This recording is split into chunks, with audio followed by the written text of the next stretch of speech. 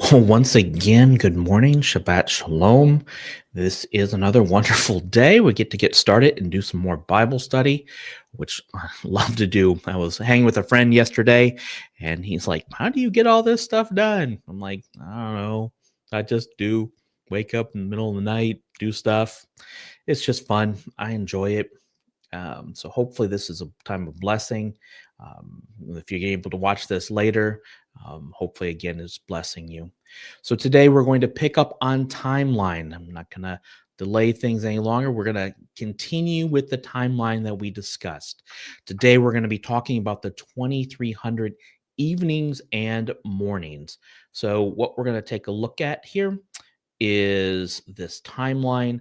This is how we ended last time. And I talked about how the abomination of desolation and the sixth seal kind of brings in our timelines from and connects Matthew to Daniel and connects it to the book of Revelation.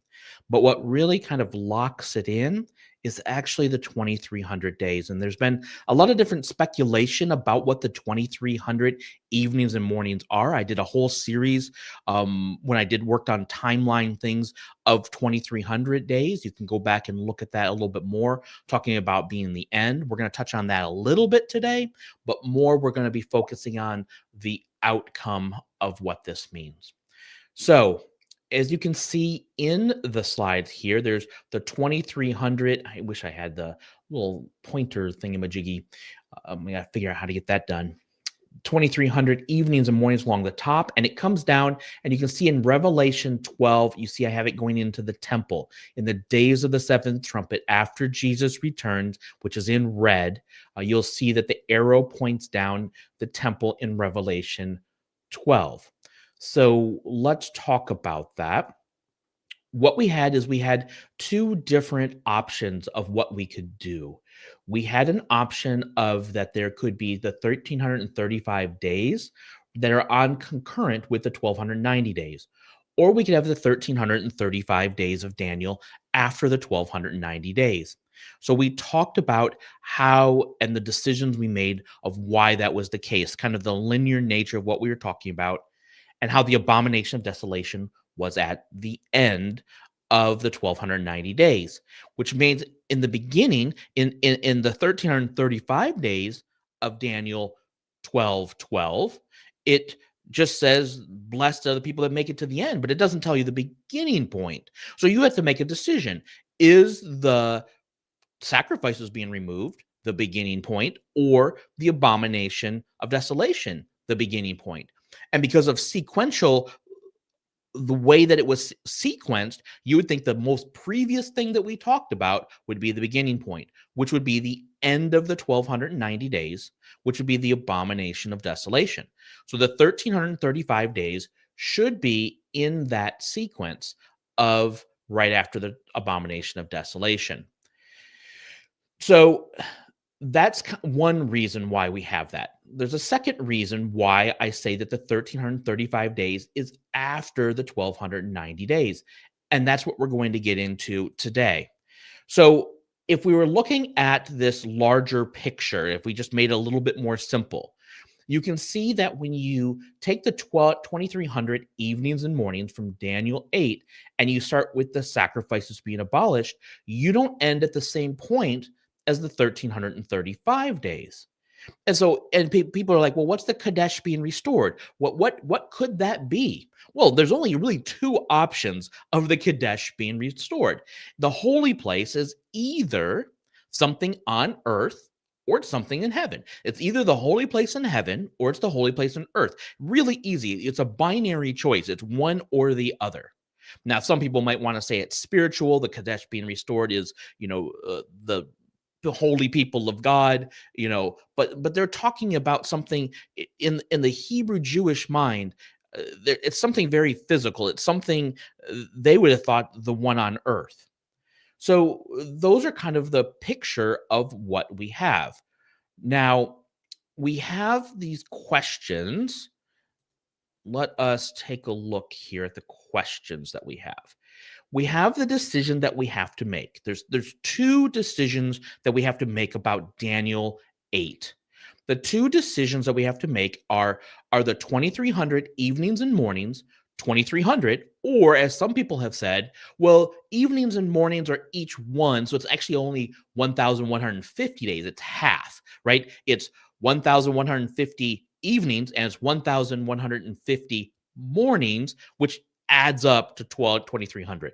So I talked about that in my previous one, but we're going to talk about that a little bit more today. I'm going to bring in some additional biblical evidence that I didn't bring in last time. And then the second decision we have to make is the one I just mentioned, which is this Kadesh an earthly or heavenly sanctuary that's being restored? So that's the next question. Those are the two questions that we really need to be able to wrestle with. So as part of that, let us go back and let us look at our Daniel 8. Daniel 8.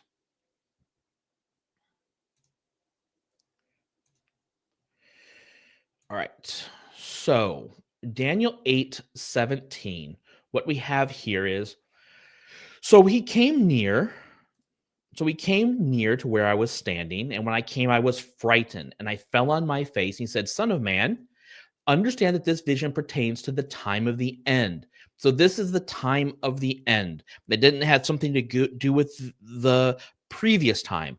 And then in verse 19, it says, "Look, I'm going to let you know what happens at the final period of indignation, for it pertains to the moed, or the appointed time of the end." Now, Daniel 8 is actually in Aramaic. So that word appointed time here is zaman. It's not moed. But in equivalency, zaman had a much more formal appointed time like a moed. So this is actually not the Hebrew word moed. It's a Hebrew word zaman. So it's letting us know that this is what's going to happen at the end. We need to understand that this is for something that applies to the end times. Now, Daniel 8:11. Here's where we really get into what's happened. Now, to understand this evenings and mornings, we need to understand that a small horn grew exceedingly great towards the south, the east, and toward the beautiful land. Now, it grew up to the host of heaven. Now, it grew up to the host of heaven, this small horn. Wait a second. Why would this small horn grow up to the host of heaven?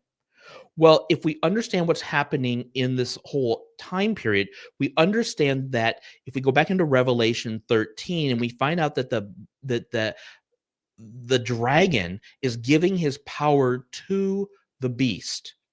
Okay, so this is strengthening that the dragon is strengthening the beast empire.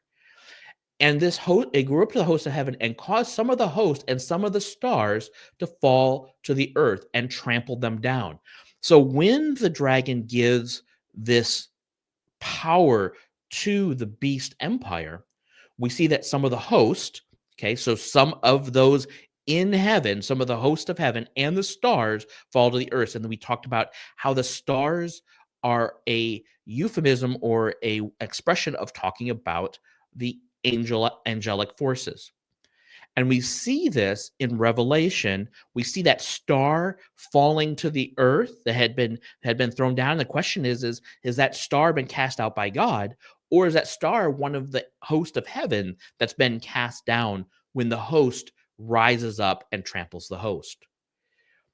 Then we find that the regular sacrifice is removed from him. So it magnifies itself to be equal with the commander of the host, who we're going to say is Christ Jesus as the commander of the host, and remove the regular sacrifice from him, and the place of his sanctuary was thrown down. Wait a second. So you're saying that the sanctuary in heaven that Jesus has up there is thrown down. The place of his sanctuary was thrown down.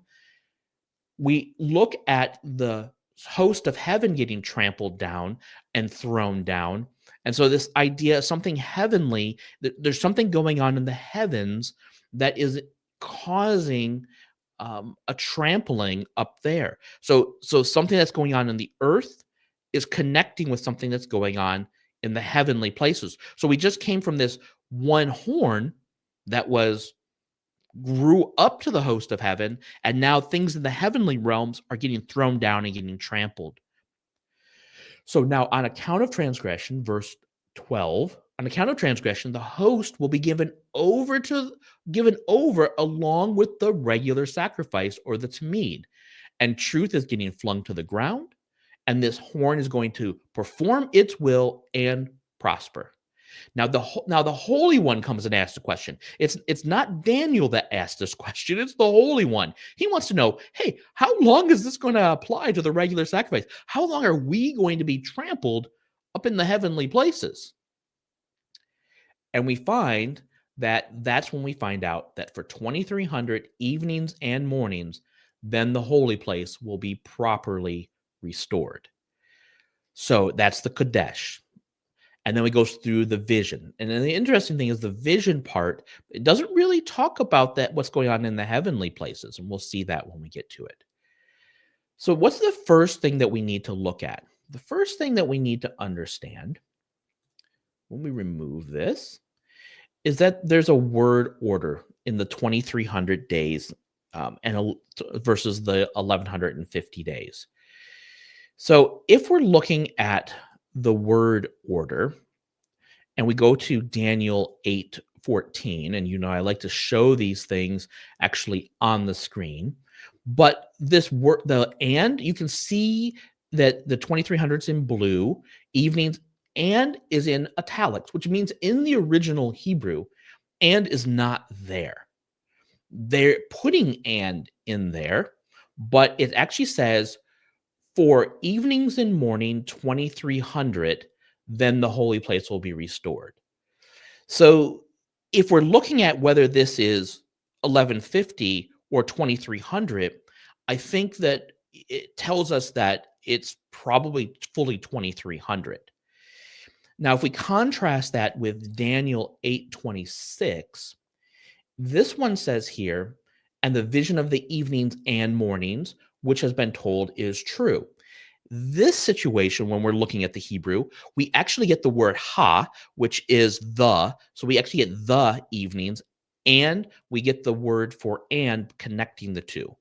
We don't have the 2300 days here, or 2300 number. We just have the evening and mornings is true. So the writer, the speaker, could have put and in there. They could have put the in there when they were speaking. But I think there's some hint here that this 2300 applies to evenings and mornings. And what do we know about evenings and mornings? Well, in reference, he asked about the tamid. That's what they were asking about. If we go back and we look, how long in blue in verse 13 will a vision about the regular, again, how long will vision the regular sacrifice? And this word regular sacrifice is tamid. This is the daily offering. Now, the daily offering was often called the daily, but there was actually two required daily offerings. If you perform the morning sacrifice, but you didn't perform the evening sacrifice, you didn't perform the daily sacrifice. You have to do both of them to count as the daily, or the tamid. So even though we call it the tamid, even though we call it the daily, it was actually twice a day. So I think that's the first clue that tells us that the 2300 evenings and mornings, the tamid, the regular sacrifice, is actually 2300. It's not half and half. So because they're actually combined. Now, the other thing that I did that I found that was really interesting is that I searched. Yes, it's the same thing. I searched for evenings and mornings. So I did this whole search on my Logos Bible software, and it came out with some different interesting results. The first one was 1 Samuel 17:16. This is where the Philistine was coming out and Goliath was coming out against David, and he came forward morning and evening for 40 days. So he came out morning and evening for 40 days. He didn't come out mornings for 20 days and evenings for 20 days, which equaled 40. He came out twice a day for 40 days and took a stand mocking the people of God. But that's okay. But I think even more enlightening and more important is what we find in Genesis 1. Genesis 1 shows that at the end of each of the days of creation, and for example, in verse 5, God called the light day, and he called darkness, he called night. And there was evening and there was morning one day. So that is very telling. And it uses the same Hebrew words, evening and morning, one day. And it's getting us this picture that there was evening and morning one day. And I think Daniel is pulling on this, but he's also pulling on the idea of the Tamid being twice a day.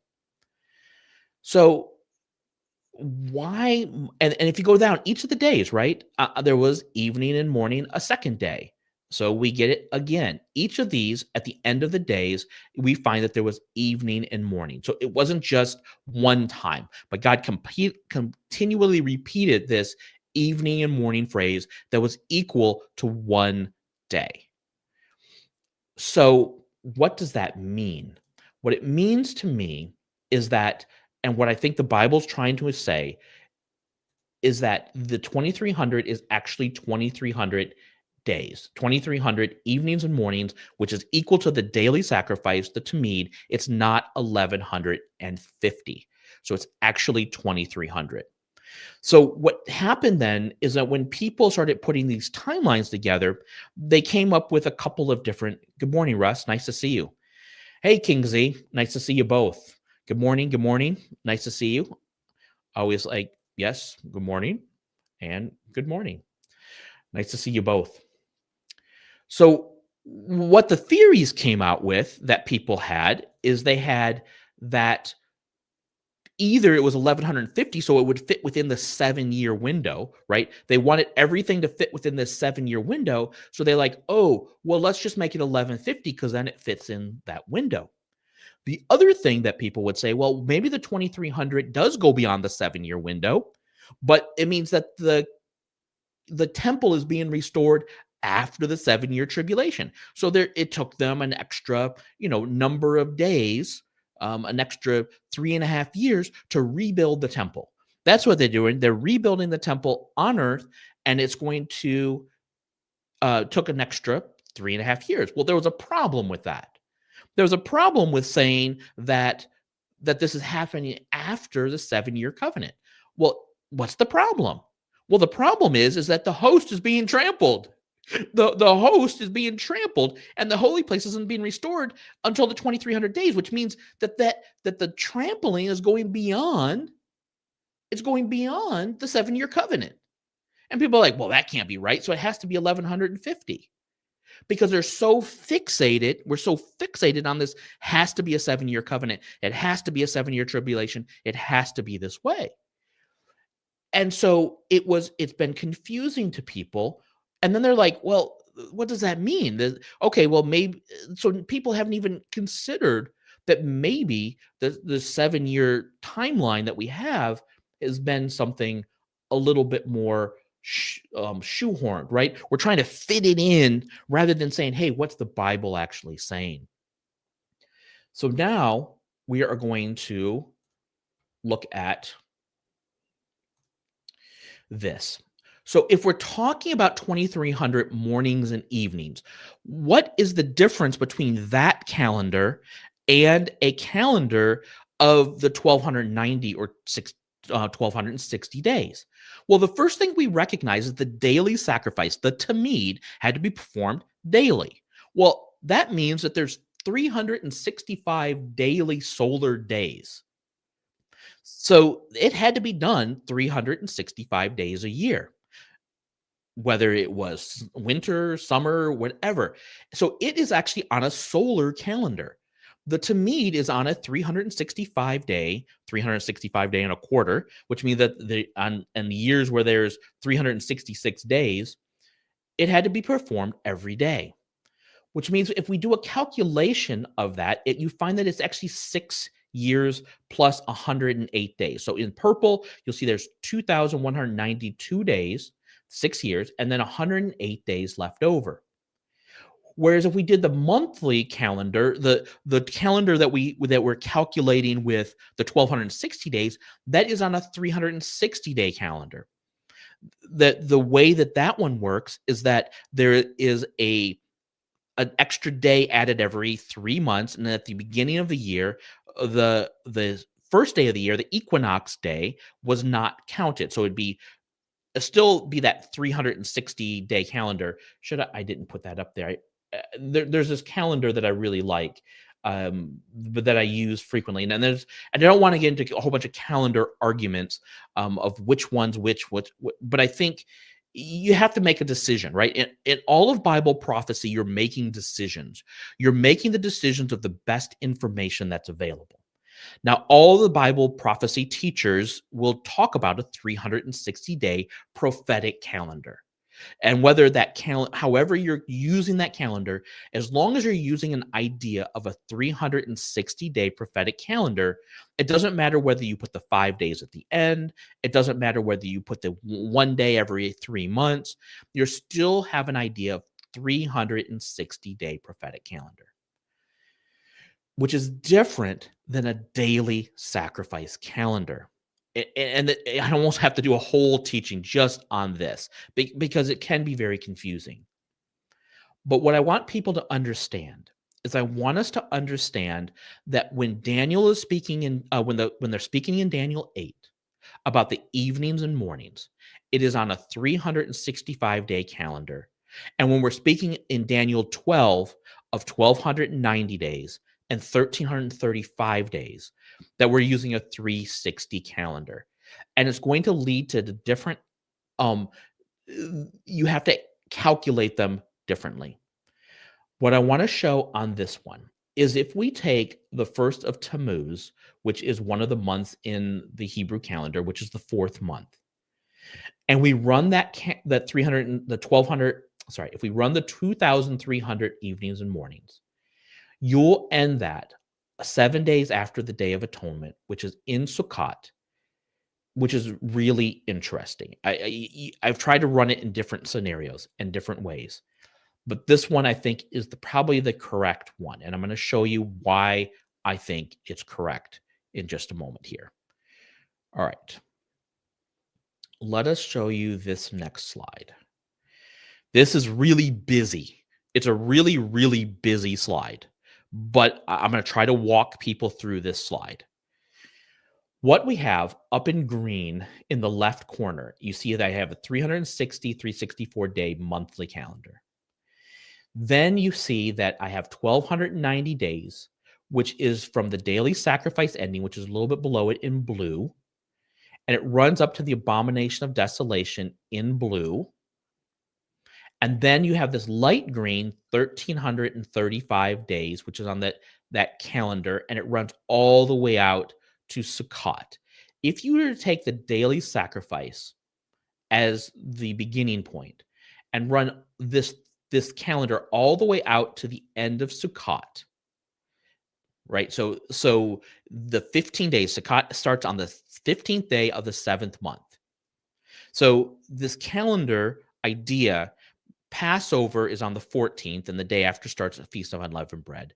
That would be a day you could end this calendar. That would be a blessing. You could also try to do it for the Feast of when the Holy Spirit came down, Pentecost, and say that it ended halfway in that month. But Pentecost is based on unleavened bread, and so it doesn't quite get you on the 15th day. So I basically kind of had 2 days that ended on, and I really like the idea of trying it with Sukkot, and it really fits. But going back up to the timeline, the top purple is 2,663 actual days. So if you were to take that as a solar calendar, and you were to take all that time, 1,290 days and 1,335 days, as a 360 prophetic day calendar, In actual solar days, it's actually 2,663 solar days, because you're actually adding uh, you're adding 5 days every year that you would add to the end.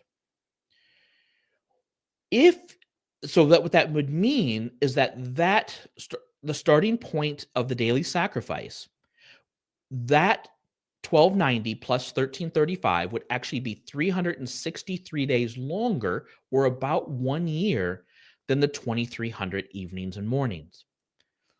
So if the daily sacrifice ending starts the 1290-day clock on one, and the 2300 evenings and mornings starts a clock on the other, they would be separated or ending about 1 year apart. Well, why is that 1 year apart important? Well, that comes down to what's going on in the rest of the prophetic calendar. Remember how it talks about there's a year of retribution? It talks about it's a day of vengeance or a year of retribution. Well, that's a 1 year time period, which is what we have, that stretch. So that whole bowl judgments that I have is going on this 1 year of retribution. There's also a year of redemption. So the saints have a year of redemption. Well, there's a year of redemption for the saints up in heaven, and there's a year of redemption for the people that are still remaining on the earth that weren't taken in the resurrection, the time where he's gathering his people for Judah, and he's bringing them back to the land, getting ready for the millennial kingdom. So the blessing would be the end when the millennial kingdom starts, and the Kadesh being restored would be 1 year prior to the millennial kingdom. Well, what Kadesh needs to be restored? Well, it tells us that that little horn rose up to the host of heaven, and the host of heaven's getting trampled. We often forget that there's something going on in the heavenlies, that the heavenlies have to also be cleansed, that there's rebellion in heaven as well. And so what I think is going on is, I think this 1200 and this 2300 evenings and mornings is talking about the Kodesh being restored, which is up in the heavenly places. So I talked about this calendar timeline. Hopefully this is clear to everyone. Hopefully I spent enough time explaining what's going on, and you can kind of look at it. I've looked at it a lot, so it makes a lot of sense to me, but for a lot of people this is the first time you're seeing this. So if it doesn't make sense, please, put something in the comments, or write, ask a question. I'll spend some time on this trying to answer questions on this. And I wish StreamYard had a pointer where I've been trying all week, because I feel like this one really needed a pointer. I really needed to be able to point to things, and I just can't find a way I can write on the screen. So hopefully I put in enough colors to not confuse people too much. All right. So far, no questions about that. All right. I'll make sure we got everything covered. I'm going to leave that up a little bit longer and let people look at it. All right. One more thing I want to point out on this before I go. Below this light green 1,335 days, you'll see that I have this half a Moedim and a full Moedim. They're in kind of red and a light red, just below 1,335 days in green. The reason I put that up there is this has to do with the Daniel 12:7 prophecy. It says, how long will the end of all of these things be? As right. So in the beginning, it's Daniel 12:1. It talks about, then Michael will rise up. There will be a resurrection. How long till the end of these things? And it says it will be for a Moed, a Moedim, and a half. So it'll be for an appointed time, a Moedim. A Moedim is a full Moedim cycle. That's Passover, unleavened bread, first fruit, Passover, first fruits, unleavened bread, Pentecost, Yom Teruah in the fall, 7th month, first day, the Day of Atonement, the 10th day of the 7th month, and Sukkot, which is the 15th, begins the 15th of the 7th month. That's a full Moedim cycle. It actually can be shorter if you start in Passover. It's actually less than a full year, but it's a full Moedim cycle. And the half a Moedim would be a half, or half would be either the fall or the spring. So that's either going to be the spring feast, which were already fulfilled when Christ came the first time, but they're yet to be completely fulfilled the second time, which is why I think it reads that way. Most people translate that, and this is a side note, time times and half time. But I think it's a poor, again, way to translate that. And I have another whole teaching on that. You can go back and read that. That's not for this. This is trying to understand the 2,300 days in our timeline. Okay. All right, enough of that. Let's go here. So now what we have in this other busy slide, let's go back up to our 2,300 evenings and mornings. It's at the top. It's in dark blue. It's at the top, just under the moed of Revelation 11:14. You see the 2,300 evenings and mornings. Then you see that there's in that hideous yellow-orange 363 days longer, or approximately 1 year. And I'm not going to split hairs about exact. There's a way that we can understand that, but it's at the end of that 2,300 evenings and mornings. And there's a reason that it's 363, and you're not going to get it. Well, okay, fine. The reason that it's 363 is because the 2,300 evenings and mornings ends on the 17th of Tishri. It ends on the second day of. It's 7 days after the Day of Atonement.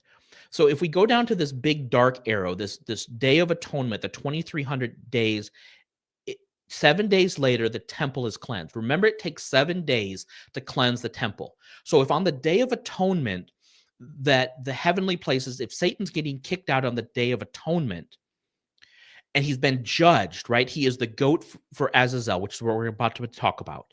It takes 7 full days for the temple to be cleansed. That's always how it's been. It takes 7 days for the temple to be restored, which means that's when they ask when it will be restored. So it's 7 days after the Day of Atonement.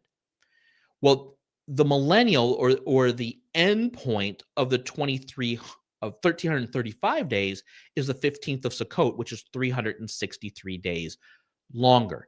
But the 1 year that they talk about for the Day of vengeance, the year of retribution, is from the Day of Atonement to the Day of Atonement, right? Satan is getting kicked out of heaven at the Day of Atonement, and the nations are going to be judged on the Day of Atonement, which is 1 full year. The blessing comes about from Sukkot to Sukkot. So the blessing of Israel, the people of Israel, is actually on the 15th to the next 15th. So that's why it's 1 full year, which is why this one, the temple is actually being restored 2 days after Sukkot begins, which is why it's 363 days. Hopefully I didn't confuse people, but people are going to be like, it's not exactly 365. That's not exactly right. So it's not the 1 year of. That's the reason that it doesn't work. That's the reason that it's 363, because it's talking about something different than the 1 year of redemption, because it's talking about the holy place being restored, and it's 363 days after that until the blessing. But they're not talking about the same thing. All right, so what we have is the 2,300 evenings and mornings would happen on the Day of Atonement. Well, the 2,300 evenings and mornings would be 7 days after the Day of Atonement, which I showed you from this previous slide, right? So if we go back here, that if we calculate these all out, it's 17 days into the month of Tishri, 7 days after the Day of Atonement. So 7 days prior to that, on the Day of Atonement, we have Revelation 12, where Satan is getting kicked out. And so the Day of Trumpets, the Day of Shouting, the day that the people get to come up the mountain. We talked about that one with the Yovel trumpet, the trumpet of freedom. People get to come up the mountain on the Day of Shouting and the Day of Trumpets. Then the Day of Atonement, where that judgment happens up in heaven, and heaven is cleansed. So heaven is finally cleansed. This is a process of restoring all of these places. And the first place that gets restored is the heavenly places. So let us look at, yes, so this is the Moed. So that's the Day of Atonement. And then Sukkot is when we get to tabernacle, where it's the Feast of Ingathering up in the heavenly places. So the resurrection happened, the rapture happened, and we see this in Revelation 14 and 15.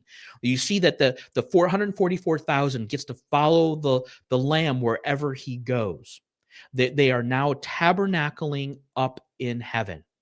And then we find at the end of Revelation 15 that the temple is then shut. Prior to the bowls, the temple is shut. So all of these things have happened. They were opened initially back in Revelation 11. The temple was opened. Resurrection happened. People went up into heaven. The rapture happened. They went up into heaven. And then that's the day of shouting and trumpets. Then on the Day of Atonement, we get the two goats. And it's the goat for Yehovah, the goat for Yahweh, that one goat, that's Christ, that's getting accepted, and all of his people. The other goat that's going for Azazel is the goat that's going away, and that is Satan, who's getting cast out of heaven and is going away with all of his people. And so God is making a choice of who he's taking, and the heavenly places get cleansed. So we want to be a people of Jesus. We want to be just like him. We don't want to be people of Satan. We don't want to be people of rebellion. So we need to be people that are not rebellious to what God calls us to do. So that's kind of an overview of the Moed of what's happening in Revelation 11 through 14. That's what's transpiring up in the heavenly places, and we talked about the Day of Shouting and Trumpets and how that translates to Yom Teruah. And we're going to review this Day of Atonement right now. So we had three views of the 2300 days. We had at the top that there could be 1,150 evenings and mornings for an earthly temple.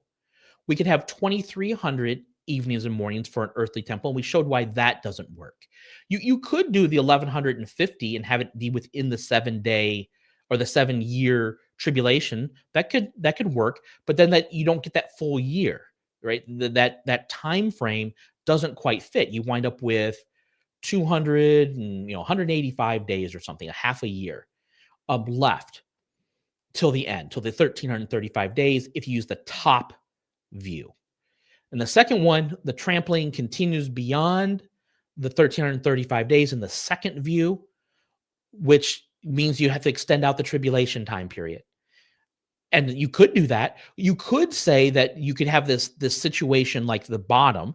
You could have the 2,300 evenings and have the 1,335 days at the end, and you could say that that's an earthly temple. You could say that 1 year before the blessing, the temple is restored, or the holy place, the Kodesh, is restored on earth. So we're still left with this heavenly temple versus earthly temple. So even in my view, you could still say that the earthly temple is what's getting restored. I think it's the heavenly, and I think it has to go back into Daniel 8. And let's go ahead and read that. All right, now we're going to read it in more depth. We're going to reread this again, why I think that's the case. So let's switch this and add that to stage. All right.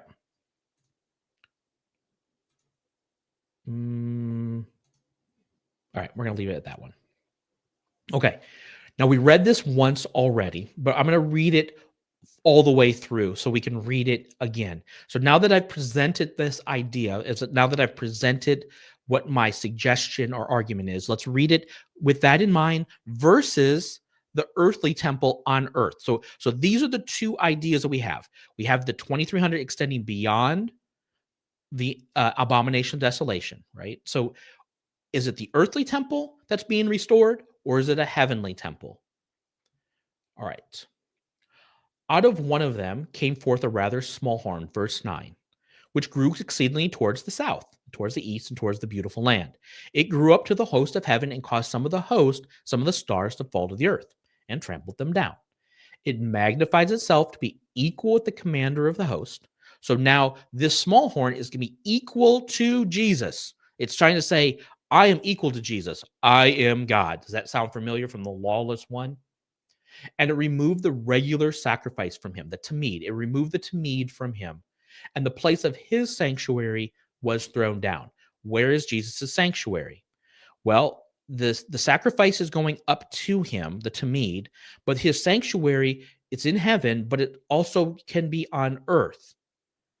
But remember, the earthly place has not been completely, if you go back into Revelation, until Jesus descends, the earth has not been transferred to him yet. So the heavenly places, he's ascended up into the heavenlies. He's become the great high priest up there. This is the place of his sanctuary at this point. And it's been removed from him. It's getting thrown down with this happening. And on the account of the transgression, the host will be given over to the horn along with the tamid, and it will fling truth to the ground and perform, and it will prosper. You will be given over to the over to the beast for 42 months. Right? It tells us that that's what's going to happen. It'll throw truth to the ground. It'll prosper in all that it's doing. And then I heard an holy one speaking, and another one said to the one that was speaking. So these are two holy ones that are talking back and forth. How long the vision about the regular sacrifice, the tamid, the transgression that causes horror, the abomination where he stands up and says, I am God, to allow both the holy place and the host to be trampled. So we have the holy place being trampled and the host. It's tying the two of those together, which again is why I think it's in the heavenlies. If we want to say that's on earth, how is the holy place on earth being trampled? Okay, the tamid has been taken away. The holy place on earth has been taken away. Okay, but the host is being trampled. How is the host being trampled on earth? Okay, we could maybe understand that. I could get with the earthly being restored, but the host, it becomes a little bit forced.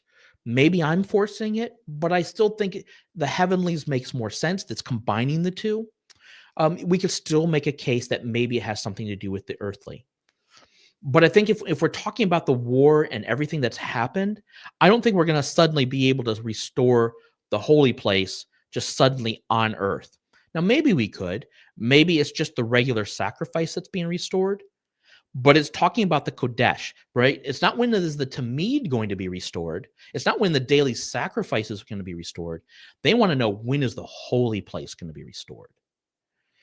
Now, maybe that the end times person, the man of lawlessness, has trampled it and he's defiled it.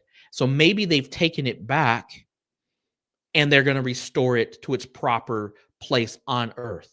Right? They're going to restore it on earth. Yeah, I could still see that being the case. So I think you could make an argument. I just think that I don't know. I think that it's the heavenlies. Because I think the heavenlies are getting cleansed first, and then the earth is getting finally cleansed. Jesus has power up in heaven, and he hasn't completely taken full power down here. He hasn't taken completely full power up in heaven. It needs to be cleansed first.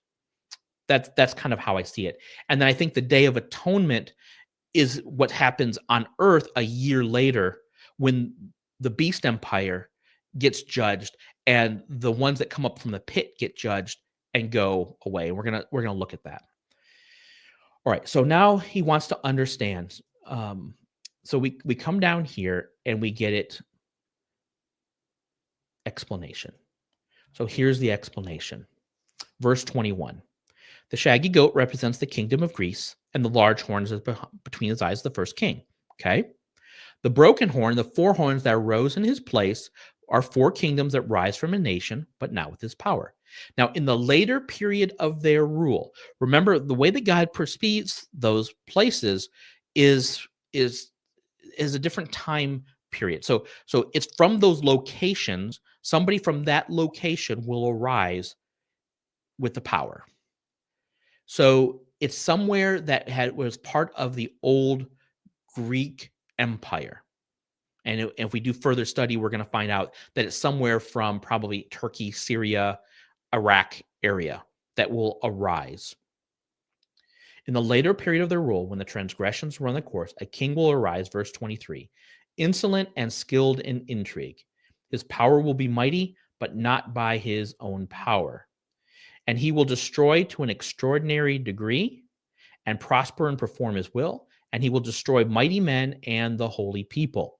Okay, so he's going to prosper and destroy mighty men and the holy people. This is happening on earth. Then we scroll down, and we're in verse 25. And through his shrewdness, he will cause deceit to succeed by his influence. And he will magnify himself in his heart, and he will destroy many while they are at ease. And he will even oppose the prince of princes, but he will be broken without human agency. We see this at the end of Daniel 11, where it talks about him being broken without any intervention, and none will help him, right? And then Michael will arise and will help lead them. So then it says, the vision of the evenings and mornings, which has been told, is true. Keep the vision secret. So the interpretation is everything that's happening on earth. It's talking about everything that's happening on earth, so some people are going to say, look, look, this is all happening on earth. The Kadesh being restored is going to be an earthly restoration. Yeah, that could be the case. I'm completely willing to grant that. Let me make further argument for my view. Let me show you why. All right. Why I think it's the heavenly temple. Now, we talked about the sin-bearing goat that goes away. We talked about the Day of Atonement. The Day of Atonement, remember, there's the two goats that are there. The two goats have, one is for Yahweh, one is for Azazel. We have three options of who the goats are. We have Jesus. So Jesus could be the goat that goes away. People have said, oh, he bears our sins out into the wilderness. But remember, this goat that goes away is one that's supposed to never return. It is the one that is the bearing the sin and going away.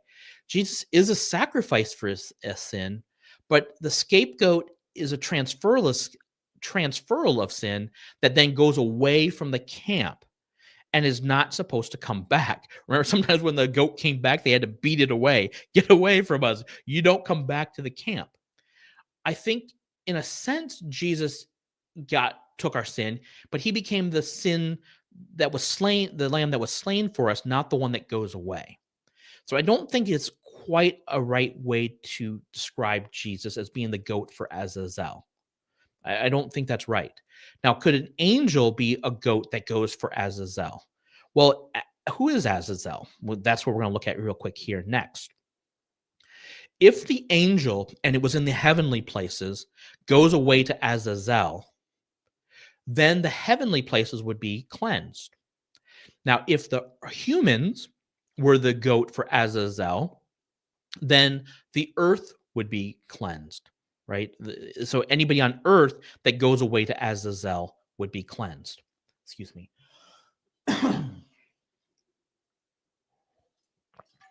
Let me show you this process. All right. This is what is happening. Maybe zoom this in. All right. What is happening at the fifth trumpet? The fifth trumpet in Revelation. Let's go and read that real quick. There's something that's going on here.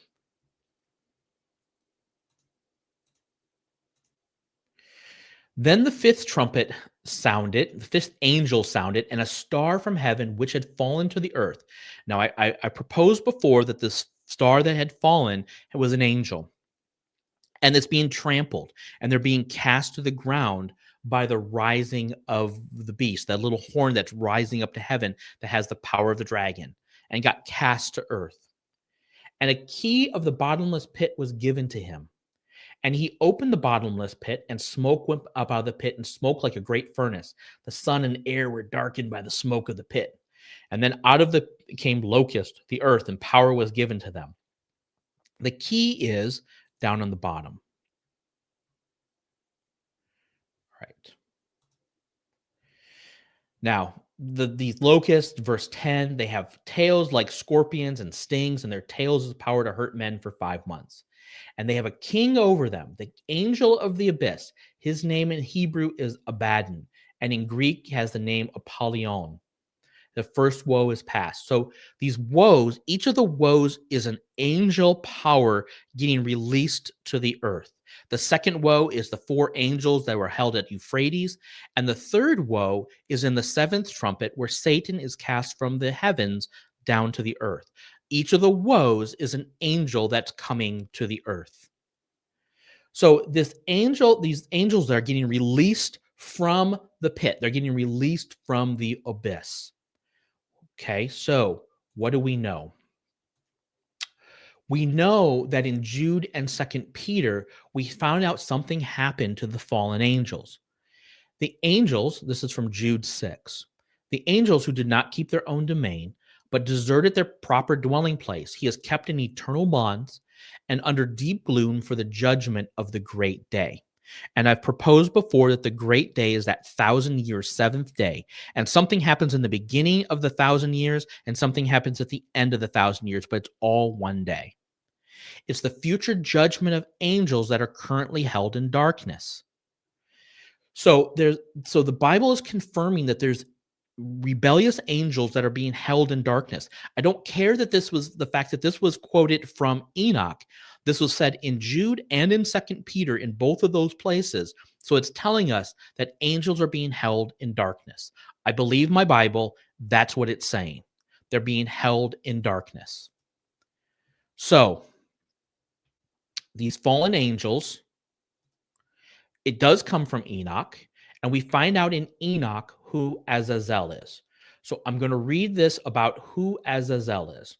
In 1 Enoch 8, we find that Azazel taught men to make swords and knives, shields and breastplates, the metals of the earth, and the art of working them, and bracelets and ornaments, and the use of antinomy, and the beautifying of the eyelids, and all kinds of costly stones and coloring tinctures. Then in 1 Enoch 9:6, we find that thou seest what Azazel has done, who has taught all unrighteousness on earth, which men were striving to learn. He talked to them about fighting and war. He taught them about beautifying themselves and sexual allurement. So he's telling them all of these things about which they should not even be knowing about. He's teaching them these things. So then the Lord in 1 Enoch 10, the Lord says to Raphael, so they're bringing this up. Look, this is what he's doing. This is not what they're supposed to be doing. They're supposed to be guardians and helping humans out, and he's teaching them all of these things that are causing them to harm one another and to sin and to be rebellious. So the Lord then says in this point 1, bind Azazel hand and foot and cast him into the darkness, and make an opening in the desert, which is in Duodel, and cast them therein. And place upon him rough and jagged rocks, cover him with darkness, and let him abide there forever, and cover his face, that he may not see light. And on the day of the great judgment, he shall be cast into the fire, and the whole earth that has been corrupted by the works that have been taught by Azazel, to him ascribe all sin. So all sin is being ascribed to Azazel. So now let's think about what's going on here. So if we think about what's going on here, we have that the beast arises, right? The beast arises. He declares himself by the power of Satan, by the power of the dragon, that he is greater than he is actually God. He's standing in the holy place, and power is actually given to him. And because of this power, the Satan in the heavenly realms is able to cast angels down, which he cast down at one of the other trumpets. And so as part of that, then those angels then are released from prison in the fifth trumpet, Azazel, who has been bound hand and foot, been bound in the darkness, is released onto earth, along with Abaddon. There's other names of people that were given that were cast down there. And they're released onto the earth. This big woe. So the trumpets are declaring of the people, of the group that are preparing for battle, right? There's this great battle that's happening. And then for the trumpets, angels are being released onto the earth, ready for the battle that Jesus is getting ready to bring to the earth. So the first trumpet, this fifth trumpet, they're coming out of the pit. The sixth trumpet, they're coming from the Euphrates.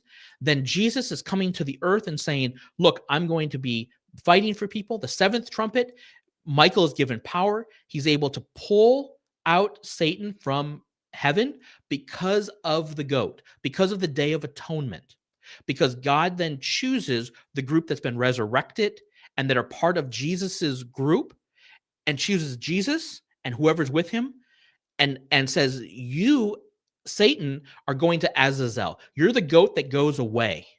And where is Azazel at that point? Azazel is on earth. Azazel has been released from the pit and he's on earth. So when Satan is cast out, he gets cast out to the earth. That's exactly what's going on in Revelation. That's exactly what they've been saying. So Azazel is now on the earth. Satan is now on the earth. And the other angels are on the earth. Then what do we get? So that's what's happening. The heavenly place is cleansed. It only has Jesus and the people that are for Jesus and the angels that haven't rebelled. Heaven has been cleansed and they're not able to go up there anymore. But on earth, you have this mess.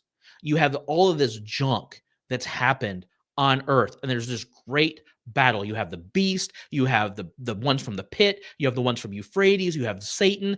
Earth is a mess. Heaven is cleansed. Earth is a mess. So now what happens? We get these bowl judgments, right? So we get the bowl judgments after the heavenly places have been cleansed, which is the half a Moedim of the cleansing from the trumpets, Yom Teruah, and Sukkot. And we get the bowl judgments. That's God's wrath. God's wrath is now being poured out on the earth to the beast empire, to the angels that are here. All of this stuff is just happening. Then we get to Revelation 19. So Revelation 19, let's jump over there. Now we get in verse 20 that the beast was seized. So this is the beast empire with the little horn that's part of the beast empire. The beast empire is a combination of all of these different spiritual forces. He was seized along with a false prophet who performed the signs of his presence by which he deceived those who had received the mark of the beast and worshipped his image. And the two of these were thrown alive into the lake of fire, which burns with brimstone. So they're not getting put into the pit. They're going right to the lake of fire. And I also think that that's where the ones that came up from the pit, Azazel, because they're getting sent there from the great day of judgment, and the four from Euphrates, they get sent right to the lake of fire, which is the second death. We learned that later, that's the second death. They go to the lake of fire. But something different happens to Satan because he was just in heaven and now he's on earth. Can't send him directly to the lake of fire. For whatever reason, God has to send him to, in verse 1 and 20, I saw an angel coming down from heaven, holding the key of the abyss and a great chain in his hand. And he laid hold of the dragon, the serpent of old, who is the devil and Satan, and bound him for 1,000 years. So Satan, for whatever reason, has to go into the abyss. Because probably my suspicion is, even though he's had this influence on earth, and now he's cast to earth, he has to go to the abyss before he goes to the lake of fire. So whatever reason that is, whatever heavenly plan they have, he has to go to the abyss. The other ones go to the lake of fire. So Azazel now goes from the abyss to the earth. Satan is cast from heaven to Azazel. Then Azazel is now getting judged and is going to go to the lake of fire. Well, what happens when Satan's released from prison? Satan is released from prison after 1,000 years. So the Day of Atonement after the 1,000 years, he will be the goat that goes away again, and he will go to Azazel, who goes into the lake of fire. So it's this stepwise process of reclaiming the kingdom of God, right? This is a step of Jesus reclaiming the kingdom of God, and he's doing it in this stepwise fashion that he has to do through the law that that God has set up for not only us on earth, but he's also set up ones for the angels. The angels also have a certain law that's been ascribed to them that they are allowed to that they can't he doesn't just say, oh, you go to the lake of fire immediately. He had to put them into the abyss for whatever reason. They also had to be on the earth for whatever reason for a time. So exactly, yeah, that's exactly right. So Russ is saying reclaiming dominion of the earth. It's reclaiming the dominion of the earth and reclaiming the dominion of the heavens. So he's reclaiming all of these things. And so that's why I think the 2300 evenings and mornings stacks up to cleansing of the heavenly temple in Revelation. That's why you see all these things happening in 11 through 14. It's all these things that are happening in the heavenly realms that are connecting heaven and earth. And that's why I think Michael is the one that takes the goat and drags him away, drags him out of the camp. Right? That you see that in the Day of Atonement. It's not the high priest that drags him out of the camp. It's somebody else that drags out the goat out of the camp. And so I think Satan is being dragged out by Michael, and it's a reflection of the Day of Atonement. So that is why, yeah. So what we see is that for Azazel on the Day of Atonement, so both of these goats come from the community. And this is the community of the heavenly places. The one for Yehovah is a sacrifice that covers the mercy seat, right? That goat actually gets sacrificed. It's a sacrifice that covers the incense of prayer altar. And that's why I think the goat for Yehovah, the goat for Yahweh, is the type of Jesus.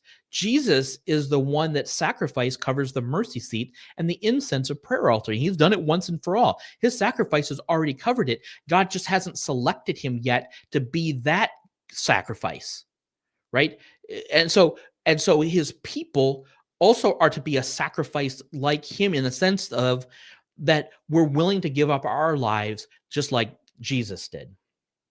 But it allows for the nation or people of God to have access to the holy place and to have access to Yehovah. It's done once and for all. Jesus is the goat for Yehovah with his people. And so I think when we say that Jesus is the goat that goes away, I think we're doing him completely a disservice. Because that goat, let's take a look at that goat. The one for Azazel comes from the community as well. But that goat goes alive into the wilderness to Azazel. Jesus is not going into the wilderness to Azazel and not coming back. If you want to say he did that 40 days in the wilderness and he was out there, well, he still came back. He didn't stay in the wilderness. That is more of a type of the Exodus rather than this. Look, sin and guilt return to the original instigator. Remember, ascribe to Azazel all sin. It's going back to the original ones that instigated that sin. The goat is a type for those who leave Yehovah, the ones that go away. It eliminates sin, rebellion, and lawlessness from the nation of God's people. So that's why I think that this is going to be in the future. It cleanses heavens and prepares earth for the millennial kingdom. Jesus' people are in heaven, heaven's cleansed, and now Jesus gets to reign on earth, and the earth has been mostly cleansed. Satan is the goat for Azazel with his people.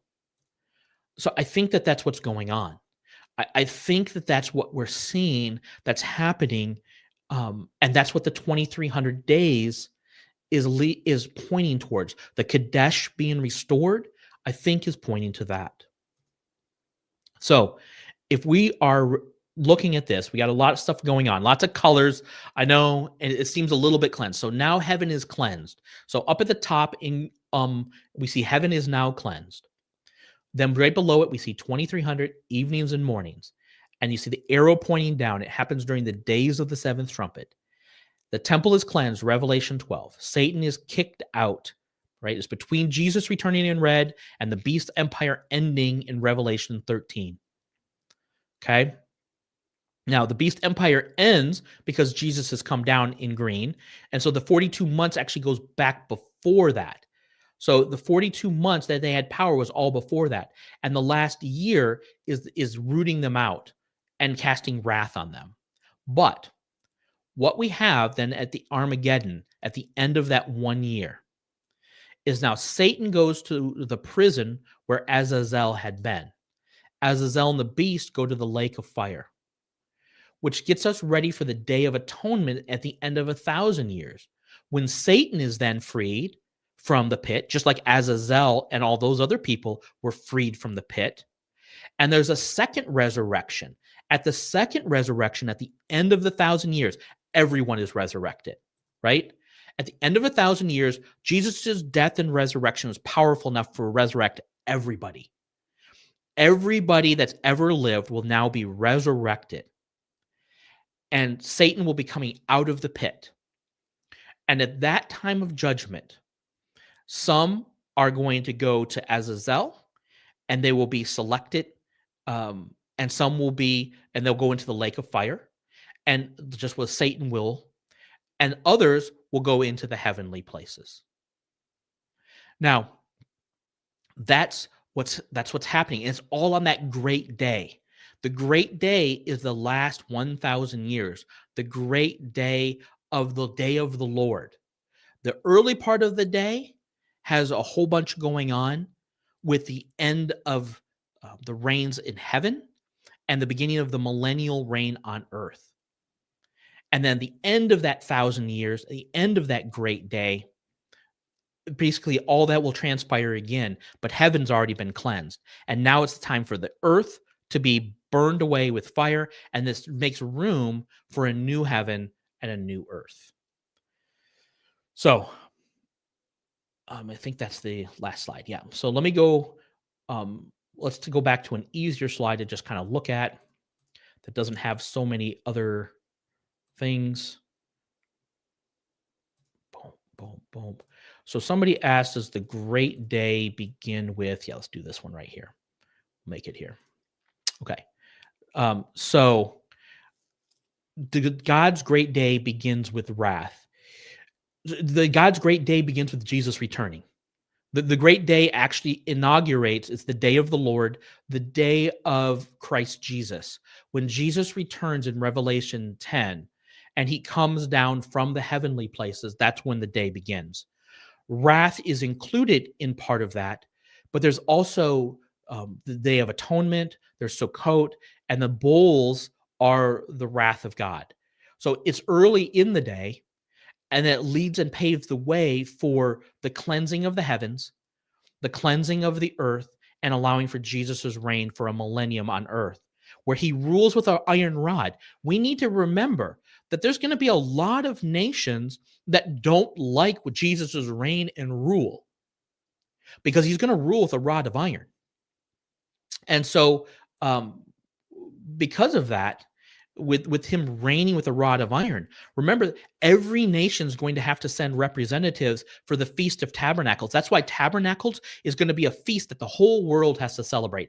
Everyone's going to have to celebrate a Jewish feast, right? They're all going to have to come, or they won't get rain on them.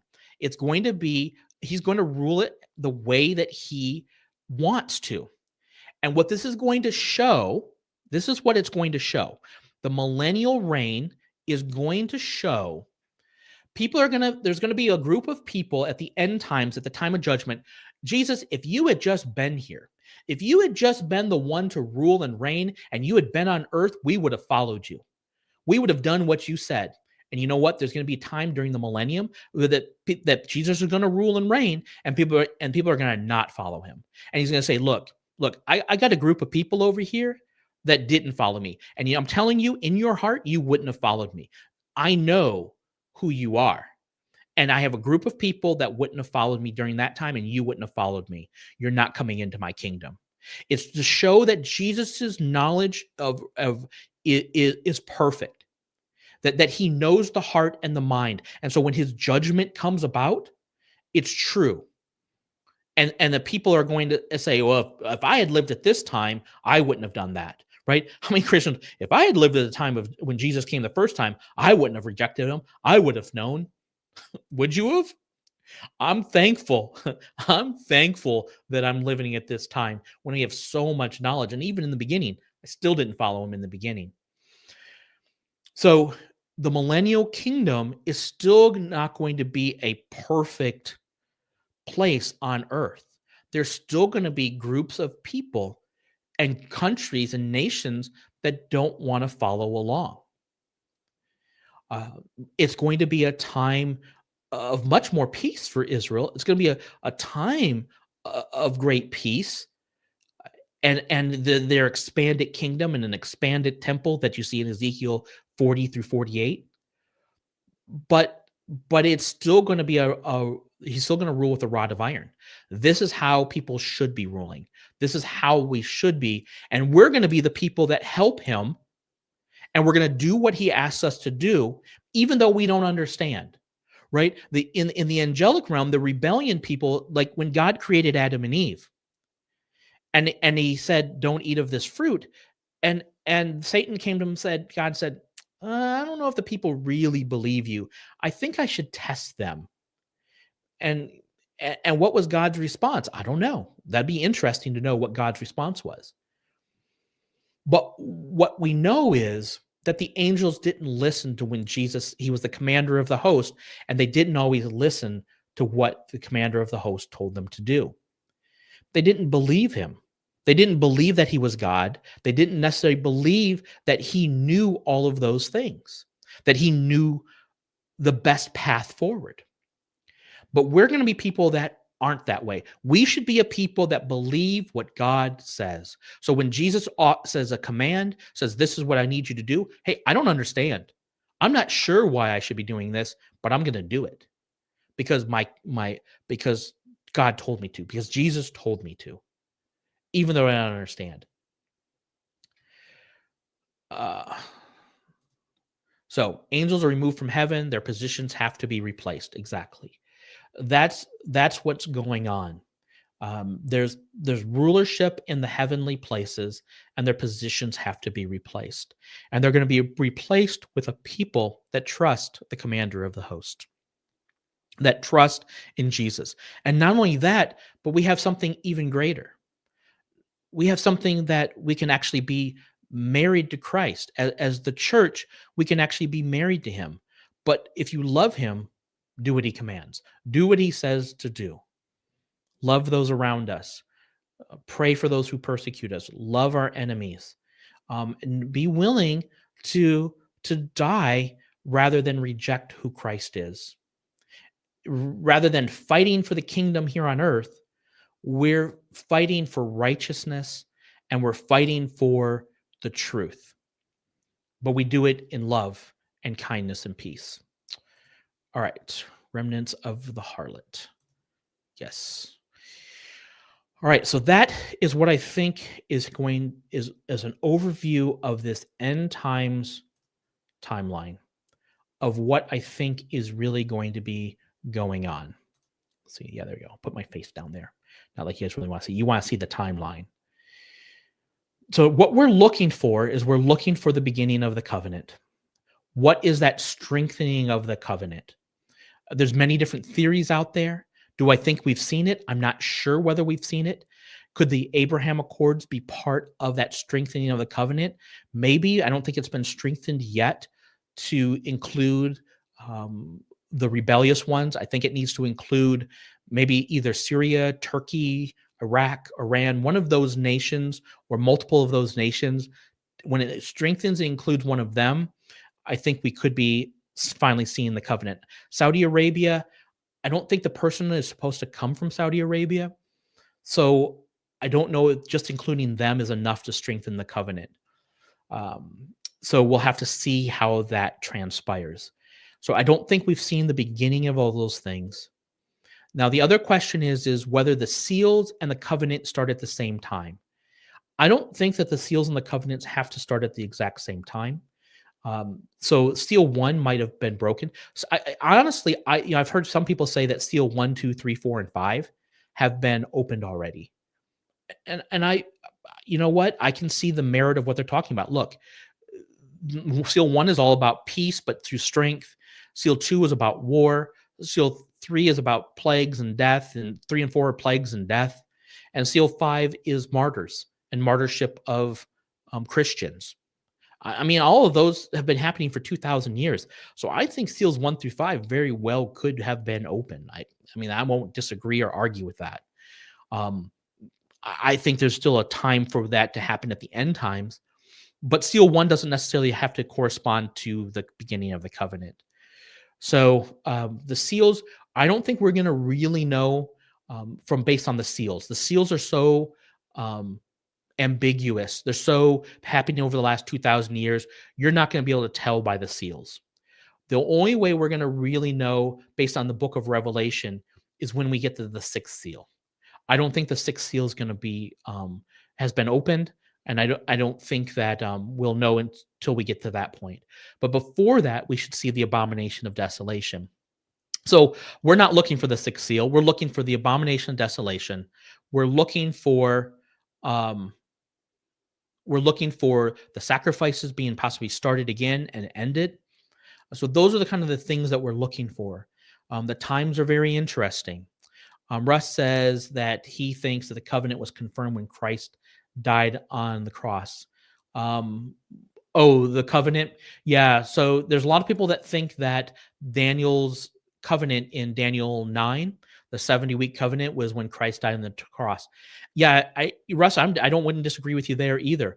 I actually think that there could be a dual fulfillment of the covenant, right? I think there could be a dual fulfillment that people have talked about the 7-year Antichrist covenant, but that Christ had his covenant that was only half fulfilled, that he died halfway through. And so if you look at this 10-year time frame, right, the first 7 years could be the covenant of the Antichrist, the prince of the people who's to come. And the last 1,335 days or 3.5 years, basically, is the end part of Christ's covenant being fulfilled. So I actually think that there could be a dual fulfill. I'm not opposed to that idea. I actually think that could be true, and I think that gives even more weight of this 10-year kind of timeline, because Christ's covenant was fulfilled when his first coming from Daniel 9, but only half of it because he died halfway through. I I would be yeah. So from his baptism to his death was 1,260 days. Yeah, exactly. 3.5 years. So I'm not opposed to that idea at all. Um, I just think that there's also the prince of the people to come. I think it's talking about two groups of people, and the way that they're intertwined is just so fascinating and complex.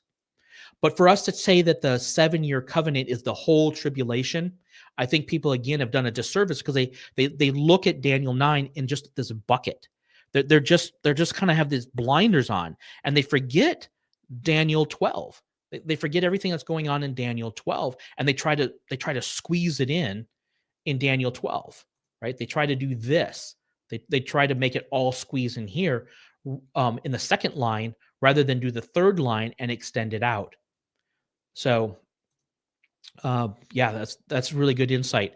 So I'm actually, Russ, I think that that's actually very, very possible. And I think if you take this timeline and you take every biblical prophecy, to me, this fits everything. I have not yet found anything that this doesn't fit. So actually, Russ, one of the reasons that this was also struck me is because of that half fulfillment of Jesus fulfilling in the first coming, of 1,260 days and still having another 1,260 days. I think this takes that into account because that last little bit takes into account, that last 1,335 days takes into account, um, Jesus is fulfilling half of it in the first century. Now, how does it not fulfill it? Well, it doesn't fulfill it because if Jesus returns in Revelation 10, and we're saying that there's another 1,260 days, well, from the abomination of desolation, the big AD button here, to Jesus in red is not 1,260 days. And from Jesus in red to the end of the bowls is not 1,260 days. So from that perspective, it doesn't quite fit. You would have to say that the 1,260 days is somehow fit into this 1,335 days. And I think then I'm trying to shoehorn things and it doesn't quite fit. So I think that's the hard thing with prophecy. I have never found one that's like, oh yeah, this fits everything. I think when we look back and we see, we go, oh yeah, that's how that fit. Oh, okay, I see. That's how that fit. So yeah, just interesting stuff. You learned it from Brenda Weltner. Now you had mentioned Brenda Weltner before, and I still haven't found her. Throw a link or throw something in the comments so I can go find her stuff. I've wanted to listen, but I haven't been able to find her. But I'll definitely go listen to her things. I'm open to listen to any prophecy teacher that's out there, any Bible teacher. I've listened to Mormons, Jehovah's Witness. I reject those things, but I've listened to all of them. I've gone and studied Islam. I pretty much will study anybody, but you have to decide on where is the authority coming from? And if somebody claims additional authority, where are they getting that authority from? That's the first one. And I think every book we have in our current Bible has established its authority. All of the Old Testament, all the New Testament, beyond a shadow of a doubt. And any authority, whether that's the Quran or the Book of Mormon or anything else, you have to establish where that authority. And I think they have poor authority. And then you have to decide on, hey, how do we interpret the nature of Jesus? Who is Jesus? Do we understand him as he's part of the Trinity, which I ascribe to? Or is he a created being, a little bit lower, more like the spirit brother of Lucifer, which I reject? And, I listen to those things, and we need to be wise. We need to be students. And even everything that I say, question, look at it. Study it for yourself. All right. Any other thoughts or questions?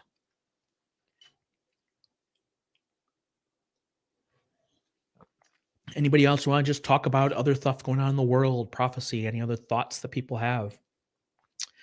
Yeah, there's so much moving, and I just keep watching, right? I don't want to be, do I do want to mention this though? I found this Last Days ministry, ministry out of. Let me hold on. Let me grab the.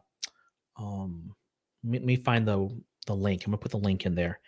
Last Days ministry. This guy has been talking about whether somebody has met the criteria for the Antichrist.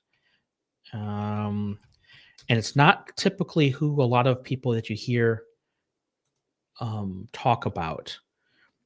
And I find what he's been saying very interesting. Oh darn! Let me find him a second, because I've been listening to what he's saying, and I'm keeping an open mind. So far, I'm really interested in what he's been having to say. I've been really going, oh my goodness, a lot of what he's saying is hitting a chord, and I haven't found anything that he said so far that is false in the sense of, I think his timeline is wrong, but in terms of this person that could be the Antichrist. But we have to keep watching. Yeah, okay, that's what it is. It's called These Final Days Ministry. Let me find it. Let me get you a link.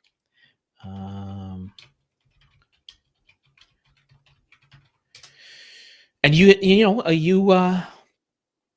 decide for yourself. He does have stuff on YouTube. He has a channel um, that's on YouTube. Yeah, there we go. He has a channel on YouTube. They do a live stream and they talk about, and he has like 26 points that he's brought up about the Antichrist, of how he meets it with biblical prophecy and Muslim eschatology, and how he's fit in with all of these. Because I do think that the final empire, beast empire, and Antichrist figure will come out of Islam, just through studying different views, Joel Richardson and different places. I do think that that's probably accurate. But again, we have to keep watching. We have to kind of, you kind of have to keep your head on a swivel. You have to kind of keep looking. Okay, what's going on? Israel's a nation, and the fig tree generation, and all of these things seem to be coming to fruition. But people have been talking about the return of Jesus for 2,000 years. In the first century, they thought he was going to be coming in the next 30 or 40 years. So we need to keep an open mind. We need to be watchful and waiting. And if you're like, hey, I'm not somebody who really likes to watch, like my wife, she does not like to watch these things. Politics and all this stuff, it just stresses her out. And she doesn't want to watch for this stuff. All right, well, that's why you have somebody like me, or why we have other people that are watching. I think we have to be careful, because sometimes we get so caught up in the news of every day. Like when I first became a Christian back in over 20 years ago, I drive back and forth to work, and I would catch this radio show on my drive back from work. And I would often sit in my car and listen to it at the end.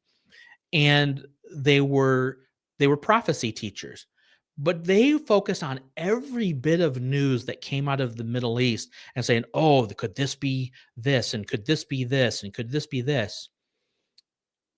And after a while, it became just it was frustrating, because they were going off the news. It's like the people that kind of try to go off the moon cycles, and they're trying to go off these star signs and stuff. Where, I mean, yeah, okay, there's a Revelation 12 star sign, and there's some things that are hinted at about the moon, but we get so caught up in all these little bits of minutia. What did Jesus tell us we should be watching for? When you see the abomination of desolation standing in the holy place, let them understand this is the end. This is when it's coming. So that's what we're watching for. These things that happen in Israel, and these covenants and these agreements and these wars, they're interesting, but we don't need to talk about every single piece about that.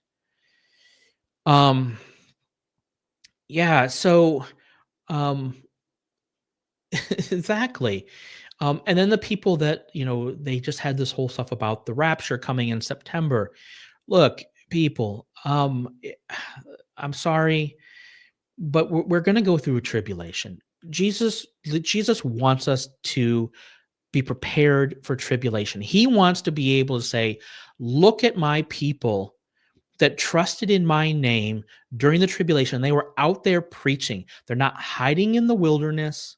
They're not going into these camps and running away from places. They're not trying to kill the Antichrist. They're not out there trying to take hold of this kingdom through force. They're not trying to do, we're out there preaching the gospel. We're not afraid even unto our own lives. That's the type of people Jesus wants out there. He wants the two witnesses to go out there, the two olive trees and the two lampstands, right? 4 witnesses, 2 olive trees, 2 lampstands. Lampstands are the churches. And he wants them out there, and they're not afraid to be thrown into prison. They're not afraid to be called the evil, that they're not afraid to be persecuted, and they're not afraid to even die. The churches in Revelation, the 2 lampstands in the book of Revelation, they were willing to undergo persecution and poverty. Why might we have to have poverty? We might have to have poverty because we refuse to take the beast system mark. So we can't buy and sell. Can you imagine if you couldn't buy and sell and you're starving? Are you praising God? Are you praising Jesus when you're starving? Or are you out there fighting on food trucks of food that's being distributed, and you're trying to fight with other people, and you're pulling guns on people saying, "Give me some food," and you're going and robbing stores because you're trying to save your life. You're trying to save the lives of your children. I'm just saying, how do we act in the face of tribulation and starvation? Can you not just, cannot even pray with me 1 hour? Jesus went out to the wilderness for 40 days and 40 nights without food, maybe without drink too. We don't know. That's the type of people that he's looking for. Those are the type of people that he wants as his bride. And those are the type of people that we need to be. It could get really, really hard during the Great Tribulation. We think it's hard now. It could get really difficult. So we need to be watching. We need to be mindful of what's going on. But the most important thing is, who are we? Who are we in our heart and our mind? That we have a heart and mind prepared for these things, that we're not surprised when this type of tribulation comes upon us, and that we're not despondent. We have the greatest joy that there's imaginable. Jesus Christ has died for our sins. He has raised us up and seated with him in the heavenly places, even now. And we're going to live with him and reign with him for eternity. But we need to trust him for our own, not only for our daily bread, but with our own lives. That even though we die, we're going to be resurrected with him. That with my own eyes, Job, even though I die, though he slay me, with my eyes, I will see him. That's the type of people that we need to be. Our joy doesn't come from our possessions or our money or our finances or our food. Our joy comes in Christ. That all this house and this electronic equipment and everything goes away. Every savings that I have, every penny, I don't care. I'll live out in the forest. I'll live in a tent. My joy comes from Christ. And can I say that? I hope I can really say that. I hope that that's the type of person that I really am. And if God is, if I'm found to be worthy to be tested like Job, I pray that I can be that.